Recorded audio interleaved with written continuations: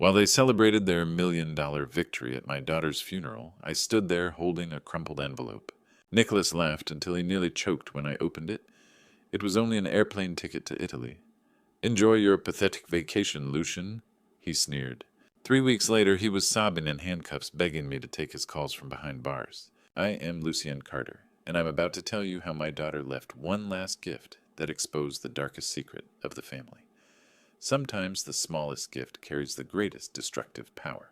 Before I tell you how that funeral changed everything, drop a comment below. Have you ever been underestimated by your own family? Let me know where you're watching from. Because this story proves that sometimes the people who laugh at you are standing on the shakiest ground. But first, let me sketch for you the stage that was Rachel's funeral. While I stood there in my $15 secondhand suit, truly broken by the loss of the only soul who ever truly knew me, the Pemberton family turned my daughter's memorial into their own private performance of sorrow. Nicholas Pemberton, Rachel's husband, occupied the front row in what I'm certain was a $5,000 Armani suit. His tears looked convincing enough, yet I noticed him checking his Rolex twice during the pastor's words. The very Rolex Rachel had once gifted him for their anniversary, back when she still trusted his excuses about working late. Beside him were his parents, Henry and Catherine Pemberton, circling like elegant scavengers. Henry's hand rested on Nicholas's shoulder, an act that resembled comfort, but felt more like possession.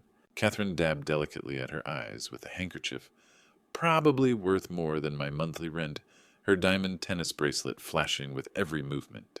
And then there was Brittany, Nicholas's sister, who somehow managed to make morning attire look like a fashion show. She wore oversized designer sunglasses indoors and kept sneaking glances at her phone, likely updating her social media empire even at her sister-in-law's service.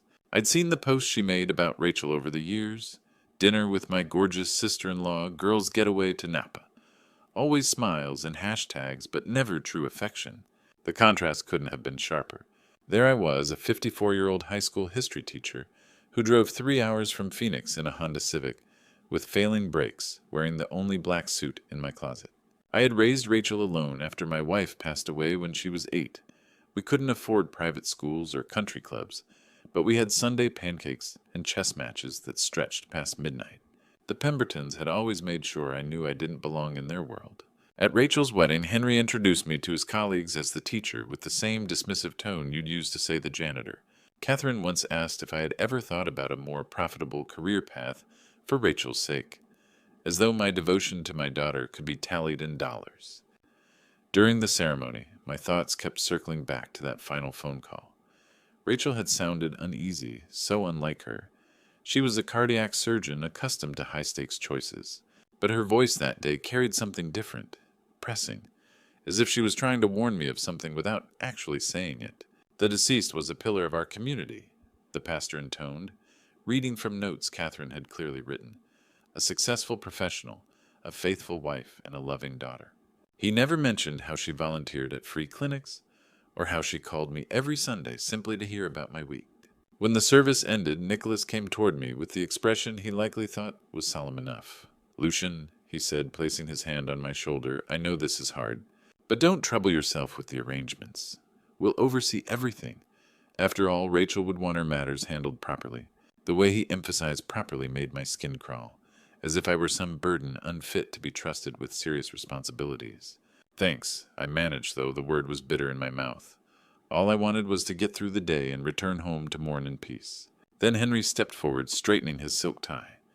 "Shall we head to Morrison and Associates?" "The reading of the will is at 2 o'clock. He glanced at his golden pocket watch, a family relic likely worth more than half a year of my salary. As we walked out of the funeral home, I couldn't have guessed that my true daughter was about to speak to me again through a gift that would change everything. Morrison and Associates occupied the top floor of a glass tower in downtown Phoenix. The conference room overlooked the desert, and I felt completely out of place among the mahogany furniture that probably cost more than my annual salary. Margaret Morrison, Rachel's attorney, adjusted her glasses and opened a thick leather folder.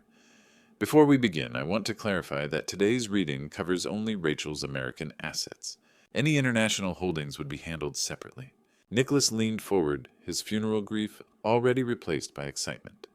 The Pembertons had arranged themselves around the table like shareholders at a board meeting. To my husband, Nicholas Pemberton, Margaret read, I leave Martinez Medical Research Institute, including all patents and existing hospital contracts. Nicholas smiled. $15 million on paper. Brittany squeezed his arm and whispered, Congratulations, brother. To Henry and Catherine Pemberton, I leave the Scottsdale residence and the investment portfolio managed by the Pemberton Financial. Catherine gasped. $4.2 million house plus the family stocks. Henry nodded approvingly, as if Rachel's generosity was only fitting. To Brittany Pemberton, I leave my jewelry collection, the BMW, and the Sedona vacation property. Brittany was already on her phone, probably calculating her Instagram potential. Margaret's voice grew quieter. And to my father, Lucian Carter. She pulled out a simple white envelope that looked pathetic compared to the legal documents the Pembertons had received. The silence was deafening. Then Nicholas started laughing. Are you serious? That's it. An envelope? I took it with steady hands, my name written in Rachel's familiar script. Inside was a single airplane ticket. Rome, Italy. One way. Departing in 48 hours. The laughter erupted immediately. A vacation? Nicholas slapped the table. The broke teacher gets a pity trip to Europe. Coach class middle seat, Brittany added, leaning over to look. Rachel was generous, but not stupid. Henry shook his head with patronizing sympathy. Lucien, this is actually quite kind. Rome is lovely. A little European adventure to process your grief. Maybe she left you gelato money, too? Catherine suggested, with mock concern. I stared at the ticket. Why, Rome Rachel had never mentioned Italy. We'd talked about London, Switzerland, but never Italy. That's when I noticed something else. A small piece of paper folded tight with Rachel's pencil, writing, Papa, trust me one last time. Real treasure awaits. The Pembertons kept laughing, making jokes about postcards and souvenirs. But something in Rachel's note made my chest tighten with possibility. Margaret Morrison cleared her throat. That concludes the reading of Rachel Carter Pemberton's American Will. As we filed out, Nicholas clapped my back. Enjoy your trip, Lucian. Try the pasta. Meanwhile, we'll be running a real business. I clutched that envelope like a lifeline. Rachel had never asked me to trust her without good reason. Walking to my Honda Civic while the Pembertons climbed into their luxury cars, I made a decision that would change everything. That night I sat at my kitchen table staring at the plane ticket. My bank account, $1,847. Rent due in 5 days. Car needed brake pads. 42 essays to grade by Monday. Every logical part of my brain screamed that flying to Rome was insane. But I couldn't stop thinking about Rachel's last visit 3 weeks ago. She'd seemed different, softer, like she'd stopped playing a role. Papa, she'd said while Nicholas waited outside, do you remember what you taught me about gifts when I was little? It's not about the price tag. It's about the thought behind it. No, Papa, something else. About the smallest gifts. I'd smiled, remembering. Sometimes the smallest gifts carry the biggest meaning, like that rock you painted for Father's Day when you were 7. Exactly. She'd hugged me longer than usual. Promise me you'll remember that. Sometimes things that look insignificant are actually the most precious. Now holding that ticket, her words felt like a message. I called Lincoln High's automated system. Dr. Washington, this is Lucian Carter. I need emergency family leave. My daughter, there are affairs I need to handle. The next morning I packed light. 1 carry-on with 3 changes of clothes and my father's old journal. The Uber to Phoenix Sky Harbor cost $32 I couldn't spare, but I was committed to this leap of faith. At the gate, I pulled out the envelope again. In the corner was a tiny number, in pencil, 1947. What happened in 1947? I found my seat, 32B middle seat, in coach, just like Brittany predicted. As the plane lifted off Phoenix, shrinking below, I thought about the Pembertons probably celebrating their windfall. Here I was cramped in coach flying toward a mystery with money I didn't have. But something felt right. For the first time since Rachel died, I felt like I was exactly where I was supposed to be. The flight attendant offered drinks. Just water, thanks. As I twisted open the bottle, I remembered Rachel's words. Papa, you taught me that real treasure isn't what you can see. It's what you're willing to discover. 8 hours later, we touched down at Leonardo da Vinci Airport. My legs cramped back, ached, barely slept. Italian announcements mixed with English and reality hit me.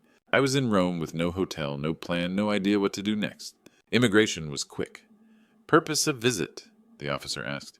I honestly don't know, I replied, too tired to lie. He stamped my passport anyway. Welcome to Italy? I followed the crowd toward baggage claim with just my carry-on. The arrivals hall was chaos. Families reuniting, drivers with signs, tourists looking lost.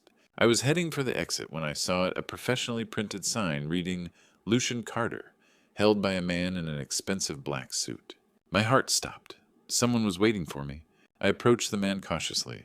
He was tall, probably in his 30s, with kind eyes and a warm smile that immediately put me at ease despite my confusion. "I'm Lucian Carter," I said hesitantly. His face lit up with relief. "Signor Carter." "Finally. My name is Matteo Santoro. Please come quickly." He took my bag before I could protest and led me toward the exit. His English was heavily accented but clear. "I'm so sorry for your loss, signore. Miss Rachel, she was molto special. Very special." "Wait," I said, stopping in my tracks. "How did you know I was coming? I just decided to use this ticket yesterday." Matteo smiled knowingly. "When you check in for flight, the airline notify Avvocato Rossi, Miss Rachel's lawyer here in Rome. He call us immediately. We drive very fast from Tuscany to meet you. Signorina Rachel, she think of everything, no?" Outside, he led me to a black Mercedes sedan that probably cost more than I made in 2 years. The October air was warm, nothing like Phoenix's desert heat, but comfortable and inviting. "Where are we going?" I asked as he opened the rear door for me. "Tenuta Speranza, the Speranza estate, 1 hour north in the Tuscan hills. Miss Rachel, she owned this place for 5 years now." 5 years. Rachel had owned property in Italy for 5 years and never mentioned it. I slid onto leather seats that felt like clouds, my mind reeling. As we left Rome's, "Signor Carter, may I ask? The family in America, they treat you well at the funeral." I thought about Nicholas's laughter, Brittany's mockery. "Not particularly." "Ah," he nodded knowingly. "Miss Rachel, she know this would happen. She say to my mama, Matteo's mama, they will laugh at my papa. They think money is everything, but they know nothing about real treasure. You're... See?" The landscape was breathtaking. Rolling hills dotted with cypress trees, ancient stone farmhouses, vineyards stretching as far as the eye could see. It looked like something from a movie about finding yourself in Italy. "How long have you known about me?" I asked. "Miss Rachel. She talk about you always." "My papa. He teach me real values. He show me that love is more important than money. He raised me alone after mama die, worked 2 jobs, never complain." She show us pictures. You playing chess, you at her graduation, you dancing at her wedding. My throat tightened. Rachel had kept photos of us here in a place I never knew existed. "She arranged everything 6 months ago," Matteo continued. "She say, something might happen to me. If it does, my papa will come here. He will need family. You and mama, you be his family now." 6 months ago, right around the time she must have discovered Nicholas's affair. She very... The road became narrower, winding through a small village where old men sat outside a cafe watching us pass with mild curiosity. Children played soccer in a dusty square while their mothers hung laundry from wrought iron balconies. Then Matteo turned onto a private road lined with towering cypress trees. At the end, electronics gates opened automatically and my breath caught in my throat. Through the trees I glimpsed golden stone buildings, terraced vineyards, stretching toward distant hills and gardens that looked like they belonged in a Renaissance painting. A villa emerged from behind the cypress grove, 3 stories of honey-colored stone with terracotta roof tiles and ivy climbing the walls. "Welcome to Tenuta Speranza, Signor Carter," Matteo said softly. "Your daughter's real legacy?" Matteo parked in front of massive wooden doors that looked centuries old. Before I could process what I was seeing, the doors opened and an elderly woman emerged. She was elegant in a way that had nothing to do with money. Silver hair in a simple bun, wearing a cream dress that looked both practical and refined. She walked toward me with tears streaming down her weathered cheeks. When she reached me, she took my hands in hers. "Lucien," she said in accented but perfect English. "I am Julia Santoro. Welcome home." The way she said home made my chest tighten. "You have Rachel's eyes," she whispered, studying my face. "But your spirit is gentler. She told me this. She say, Mama Julia, my papa, has the kindest heart." Mama Julia. Rachel had called this woman Mama. "Come," Julia said, linking her arm through mine. "Let me show you what your daughter built." We walked through gardens that belonged in a museum. Ancient olive trees, lavender bushes, stone pathways. But it was the vineyards that took my breath away. Row after row of grapevines stretched across rolling hills, heavy with purple grapes. Workers moved between the rows with practiced efficiency.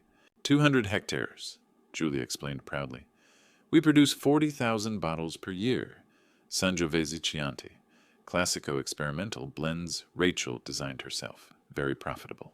Last year, 3 million euros after expenses. 3 million euros. My daughter had built a wine empire I never knew existed. She come here every September for 5 years, Julia continued as we stopped at a terrace overlooking the estate. Stay 1 month, work and harvest. She say it keep her connected to real life away from the fake people in America. The Pembertons. Ah, see. She very worried last time she visit. She say Mama Julia and Nicholas become dangerous. He find out about my money. I think he might do something terrible. My blood ran cold. She knew. She suspect. She make videos, write letters, prepare everything. She say, if something happened to me, Papa must know the truth. We walked back toward the villa, passing a modern wine production facility with stainless steel tanks and oak barrels, visible through large windows. The villa's interior was understated elegance. Terracotta floors, exposed beams, comfortable furniture. The walls were covered with photographs that made my heart stop. Rachel at 8, gap-toothed and grinning with a science fair trophy. Rachel at medical school graduation, me beaming beside her. Rachel and me playing chess on my kitchen table. She keep all the important pictures here, Julia said softly. The real memories. We climbed stone stairs, passing photos of Rachel working in the vineyards, hands dirty-faced, genuinely happy in ways I hadn't seen in years. Julia stopped at a heavy wooden door. This is her private office. She spent many hours here planning writing. She turned to me with compassionate eyes. She is waiting for you inside Lucien. She has much to tell you. My hands trembled as I reached for the door handle. Whatever Rachel had left for me in that room would change everything. The office was intimate and warm, with a wooden desk facing windows overlooking the vineyards. Rachel's presence was everywhere. Medical journals beside winemaking books, her reading glasses on financial documents, a framed photo of us from her graduation. Julia had left me alone with a laptop. A simple message read, "Click when ready, Papa." I sat in Rachel's chair, hands shaking as I clicked play. The screen filled with my daughter's face, and for a moment I forgot she was gone. She looked tired but peaceful, sitting in the same office with golden light streaming behind her. This wasn't the polished society Rachel. This was my little girl, makeup-free and real. "Hi, Papa," she said softly. "If you're watching this, then you trusted me enough to take that plane ticket. Good. You always understood that some things require faith." Tears blurred my vision. "I know you're confused. I know the Pembertons laughed when you got that envelope. They think they won the lottery while you got a consolation prize." She leaned forward. "Papa, they got my debts. You got my treasure." She gestured toward the windows. "This vineyard, Tenuta Speranza, belongs to you now. All 200 hectares. The villa, everything. It's worth $8 million and generates $3 million in profit every year. $8 million. I couldn't breathe. I know what you're thinking. How did I hide this from Nicholas? Rachel smiled mischievously. Remember my prenuptial agreement, the one Nicholas insisted on? Well, it works both ways. Any investment I made with my own money stays separate. I bought this place with money from my medical patents, money Nicholas never knew about. She pulled out documents. Everything is legal, Papa. The lawyers confirmed it. Nicholas has no claim here. The Pembertons have no claim here. This is yours. My chest felt tight with overwhelming emotion. You're wondering why I chose you instead of some trust fund? Rachel's voice grew tender. Do you remember what you told me when I got into medical school? You said, Rachel, real wealth isn't what you accumulate. It's what you can give to people you love without expecting anything back. She wiped her eyes and I realized I was crying too. You worked 2 jobs to help pay for my education. You drove that old Honda for 15 years so I could have a reliable car. You gave me everything and never asked for anything. The Pembertons measure worth in dollar signs. They see you as a poor teacher who doesn't deserve respect. But I see you as the man who taught me that love is more valuable than money, that integrity matters more than status. Rachel moved to the window. This vineyard represents everything you gave me, Papa. Patience, you can't rush good wine. Hard work, every bottle requires care. And faith, you plant grapes trusting that something beautiful will grow. She turned back to the camera, her expression shifting. The warmth remained, but something darker crept into her eyes. Papa, there's something else I need to tell you. Something about Nicholas that you need to know. Her voice dropped to almost a whisper. I'm in danger, Papa. And if you're watching this, then my fears were probably justified. Rachel's face on the screen grew more serious, the golden light behind her seeming to dim as she prepared to reveal darker truths. Papa, what I'm about to tell you will hurt, but you need to know. Nicholas has been having an affair with Madison Walker, Brittany's best friend. I hired a private investigator 6 months ago and have photos, hotel receipts, everything. My hands clenched into fists. Even in death, that bastard was still hurting my daughter. But the affair isn't the worst part. Rachel continued, pulling out another folder. Nicholas has been embezzling money from our medical company. $2 million over 3 years funding Madison's apartment, her car, expensive gifts. He thought I'd never notice because I was always busy at the hospital. She opened the folder showing bank statements and financial documents. When I confronted him about the affair, he panicked. He knew I'd discovered the embezzlement during divorce proceedings. That's when he became dangerous. Rachel's voice dropped to almost a whisper. Papa, I need you to understand something about the inheritance the Pembertons received. The medical company. It's bankrupt. I've been propping it up with my own money for months, but I stopped 6 weeks ago. The hospital contracts will be canceled when they realize I'm gone. The patents are worthless without my expertise. She pulled out more documents. The Scottsdale house. It has 3 mortgages. I used it as collateral for business loans. The investment portfolio, I liquidated the real stocks months ago and replaced them with worthless penny stocks. The jewelry Brittany inherited, most of it is high-quality costume pieces. I sold the real diamonds to buy more vineyard land. I stared at the screen in amazement. My daughter had orchestrated the most elaborate financial deception I'd ever heard of. They think they're millionaires, Papa, but they're actually inheriting about $3 million in debt. The bank will start calling within 2 weeks. By the time you're watching this, they'll probably be facing bankruptcy. Rachel leaned closer to the camera, her expression growing grave. But here's what scares me most. Nicholas is getting desperate. Yesterday, I caught him going through my personal files. He's looking for something, probably trying to figure out where my real money went. She paused, choosing her words carefully. I've been extra careful lately. I check my car before driving. I vary my routes home from the hospital. I've even started parking in different spots.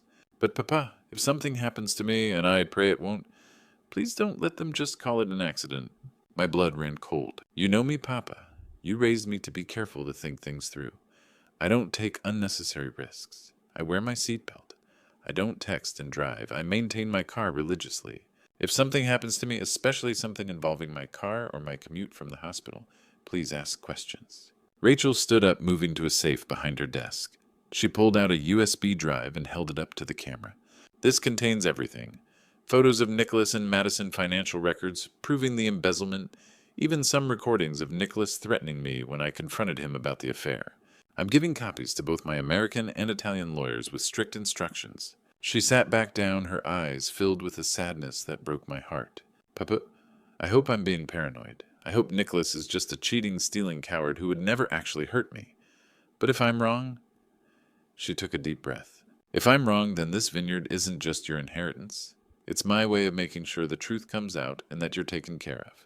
The video paused for a moment, then Rachel's face reappeared one last time. I love you, Papa. Take care of our vineyard. Make wine that would make me proud. And remember, sometimes the people who laugh at you are standing on ground that's about to crumble beneath their feet. The screen went black. I sat in stunned silence until Julia knocked softly on the door.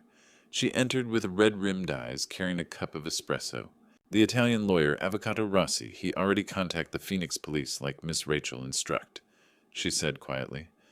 They begin investigation 3 days ago when you use the plane ticket. Everything is in motion, Lucian. Your daughter, she think of everything. 3 weeks had passed since I'd arrived in Italy. I'd settled into a routine at the vineyard.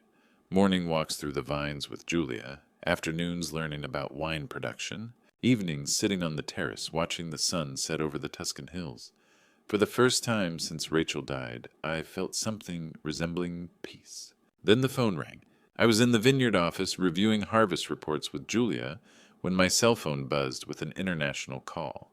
The caller ID showed a Phoenix area code, Mr. Carter. This is Detective Sarah Martinez with Phoenix Police Department.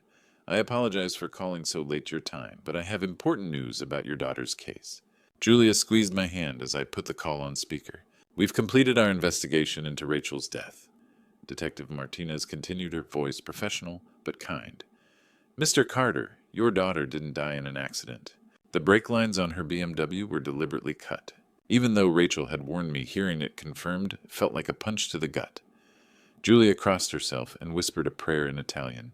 We have Nicholas Pemberton in custody charged with first-degree murder.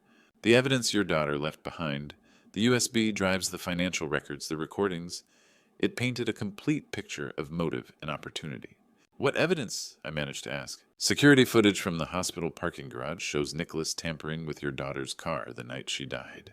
We also found the tool he used hidden in his home office, still with metal shavings that match your daughter's brake lines. Detective Martinez paused. Mr. Carter, your daughter, was incredibly thorough.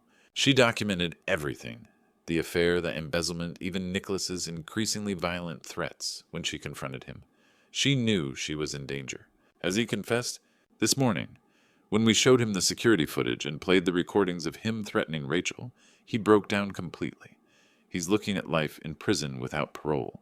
Julia was crying quietly beside me, grieving anew for the daughter she'd loved like her own. There's more, Mr. Carter. The financial investigation confirmed what your daughter suspected. Martinez Medical Research Institute is bankrupt. The Pemberton family assets have been frozen pending fraud charges. The house, the investments, everything. It's all gone. My phone buzzed with another incoming call. Henry Pemberton. Detective, I need to take another call. Of course. We'll need you to return to Phoenix for the trial, but that won't be for several months. I'm sorry for your loss, Mr. Carter. Your daughter was a remarkable woman. I switched to Henry's call, my hands trembling with anger and grief. Lucien. Henry's voice was barely a whisper, nothing like the commanding patriarch from the funeral. Lucien, please. We need help. Everything's gone. The house, the company, our savings. Catherine's in the hospital. Stress-induced heart attack. Brittany's living in her car. Where's Nicholas? I asked coldly. Jail. They arrested him yesterday. Lucien, I know we treated you terribly, but please, we're family. Rachel wouldn't want us to suffer like this. I looked out at the vineyard Rachel had built, at the life she'd created away from these people, who had never valued her for anything but her money. Henry, I said quietly, you're not my family. You never were. Lucien, please. Rachel tried to warn me about Nicholas. She knew what kind of man he was, and you all enabled him, protected him because he fit into your world of appearances and greed. We didn't know. You didn't want to know. There's a difference. Henry was crying now, this powerful man reduced to begging. What can we do? How can we make this right?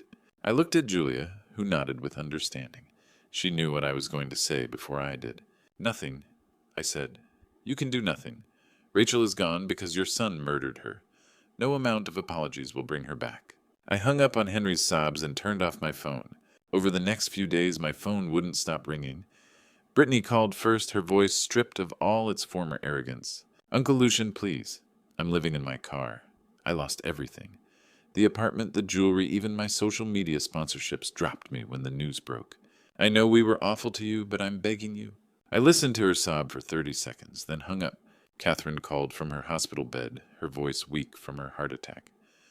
Lucien, dear, I know we had our differences, but surely you can find it in your heart to help an old woman. I'm facing bankruptcy at 73 years old. I hung up on her too. Henry called every day for a week, each time more desperate than the last. Lucien, I'll do anything. I'll get on my knees and apologize. I'll work for you, clean your floors, anything. Just please show us some mercy. On the 7th call, I finally answered. Henry, do you remember what you said to me at the funeral? You said Rachel always knew I lacked the killer instinct for business. You were right. I don't have a killer instinct, but I do have something else, the ability to recognize evil when I see it. Lucien, your son murdered my daughter. You raised him to believe that money was more important than human life. You all laughed at me while celebrating blood money from a woman who died because your family values greed over everything else. We didn't know Nicholas would. You didn't care to know. There's a difference. Rachel tried to tell you who Nicholas really was, but you preferred the version that made you richer. I hung up and blocked all their numbers. That afternoon, I called my realtor in Phoenix and put my house on the market. I emailed my resignation to Lincoln High School, effective immediately. Dr. Washington called me personally, trying to convince me to reconsider. Lucien, you're one of our best teachers. The kids love you. Don't let grief make you do something you'll regret. I'm not running from grief. I told her. I'm running towards something better. Within a month, everything was settled. My Phoenix house sold quickly. The real estate market was hot, and I didn't need much money anyway. I donated my furniture to charity, kept only my father's journal, and a few photos of Rachel. Julia met me at the Rome airport when I returned with my permanent visa. "Welcome home for real this time," she said, embracing me like the son she'd never had. I threw myself into learning everything about winemaking. I studied soil composition fermentation processes, marketing strategies. I worked alongside the vineyard staff, my hands growing rough and stained from honest work. For the first time in my life, I felt truly wealthy. 6 months later, I was walking through the vines at sunset when my phone buzzed with a text from an unknown number. It was a photo of Nicholas in his orange prison jumpsuit with a message, "He looks different now, doesn't he?" I deleted the message without reading who sent it. Nicholas Pemberton no longer existed in my world. That evening, I sat on the terrace with a glass of our 2019 Chianti Classico, the last vintage Rachel had helped design. The sun was setting over the hills, painting everything golden, and I could almost hear her laughter in the wind through the vines. "You were right, sweetheart," I said aloud. "Real treasure isn't what you can see. It's what you're willing to protect." I raised my glass to the vineyard, to the life Rachel had built for us, to the future she'd made possible. "Some people don't deserve forgiveness," I whispered. "This is for you, Rachel, all of it, forever." The sun disappeared behind the hills, but for the first time since my daughter died, I wasn't afraid of the darkness. Looking back now, I blame myself for not seeing the signs sooner. Maybe if I'd paid closer attention to Nicholas's behavior, asked more questions about Rachel's worried phone calls, I could have protected her. But God works in mysterious ways, and perhaps Rachel's death was meant to reveal truths that needed to come to light. The lesson I've learned from this painful journey is profound, real wealth isn't measured in bank accounts or stock portfolios. It's measured in love, integrity, and the legacy we leave behind. Rachel understood this better than any of us. While the Pembertons chased money and status, she quietly built something meaningful, a vineyard that represents everything pure about family values. These betrayal stories teach us that greed destroys families faster than any external force. I've heard countless grandpa stories over the years, tales of inheritance disputes tearing loved ones apart. But unlike those typical grandpa stories where forgiveness heals all wounds, some betrayals cut too deep. When someone murders your child for money, forgiveness isn't weakness, it's impossible. God gave me the strength to walk away from toxic people who never valued Rachel's life, only her assets. Through divine providence, I discovered the vineyard she'd hidden, her real gift to me. And by God's grace, I found peace in Italy, tending the vines she planted with such hope. These betrayal stories remind us that sometimes the smallest envelopes contain the greatest treasures. Rachel's plane ticket wasn't just transportation, it was transformation, leading me from a life of struggle to one of purpose. If this story touched your heart, please share your thoughts in the comments below. Have you experienced similar family betrayals? How did you find healing? Don't forget to subscribe to our channel for more powerful stories about love loss and the unexpected ways life reveals who truly matters. Your support means everything to us.